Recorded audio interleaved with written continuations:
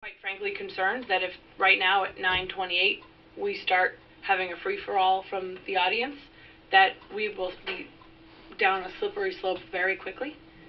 I am inclined to have this vote taken and then get back to our regularly scheduled business.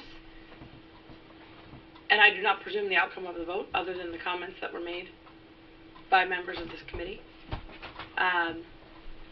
And I also think it's important to remind ourselves that we are not a court of law here today. We are a committee of the legislature, and we as the committee have a set of statutes that oversee this process. And it is important that we respect our own process and remember that we are not a court of law. I think that is also part of our discussion today.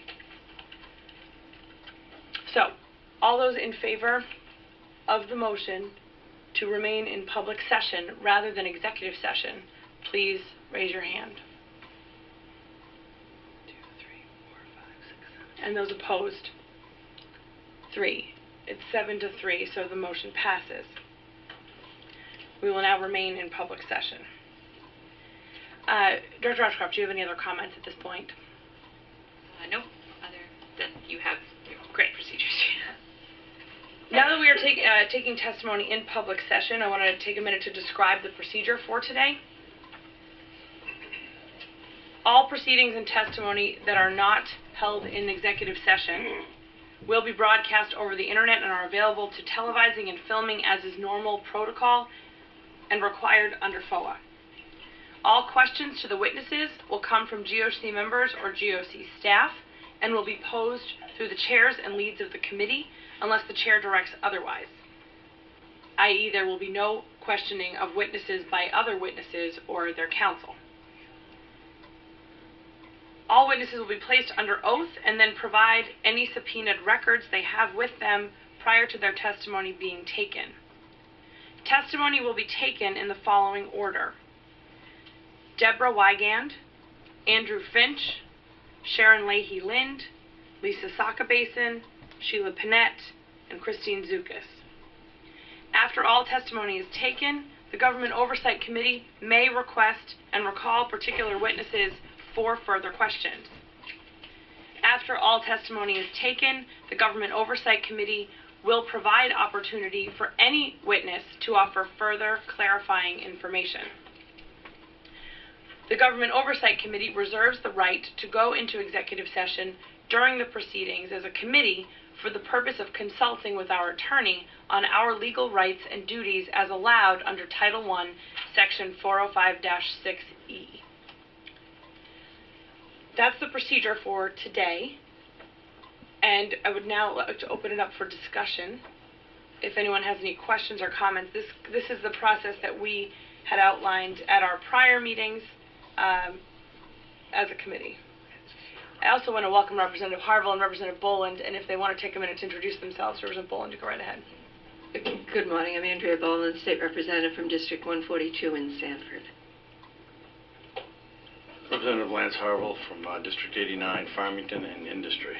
Thank you. Great to have you both with us. Senator Johnson. Thank you, Madam Chair. And I'm just wanted to confirm whether my sense that grounds for executive session would be those typically provided in statute for public, such as a personnel matter or something of that regard, or are we open to any reason being grounds for executive session on a question? Do you have an answer to that, Senator Cates? I think I do.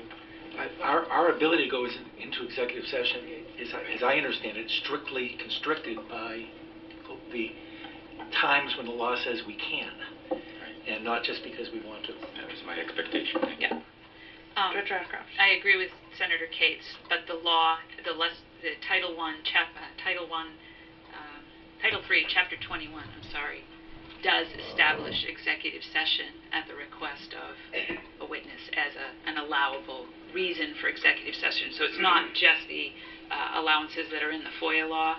In this particular case, the request to have testimony taken in executive session is an allowable reason. So that, I think, would still stand through this proceeding. And as we said earlier, for moments when we need to have legal counsel give us advice, we have the ability to do that as well. Any other discussion of the orders of procedure? Yeah, Representative Davis, did you have a comment? Okay. Representative Kruger.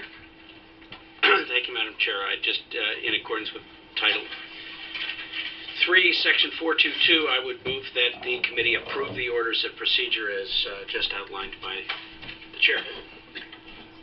I have a second. I have a second. Any other discussion?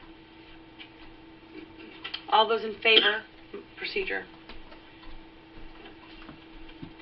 Those opposed? It's unanimous.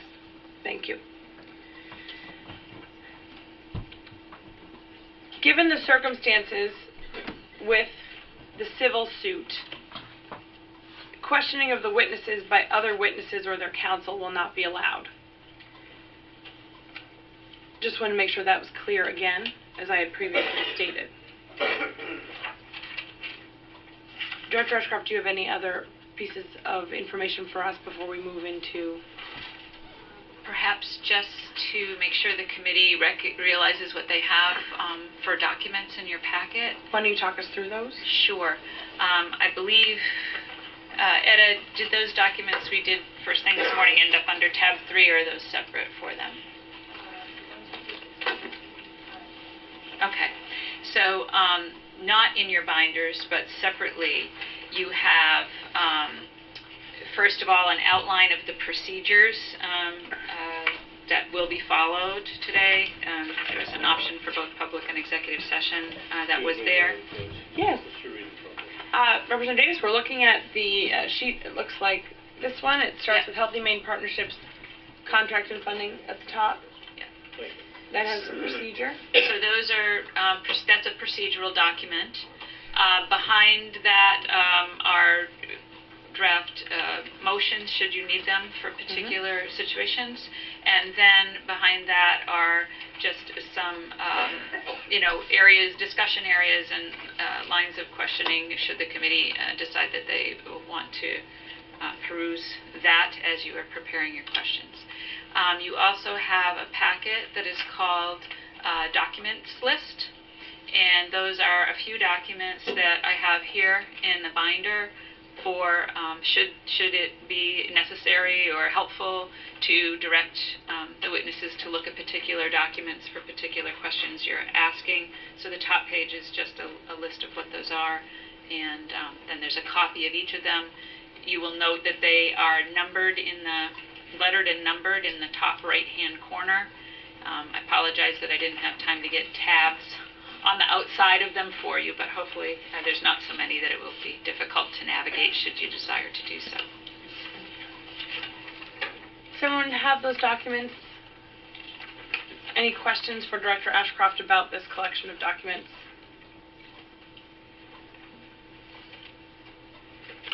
Seeing none. And Madam Chair, if I might Yep. just say, Scott Clark is here with the Information Services.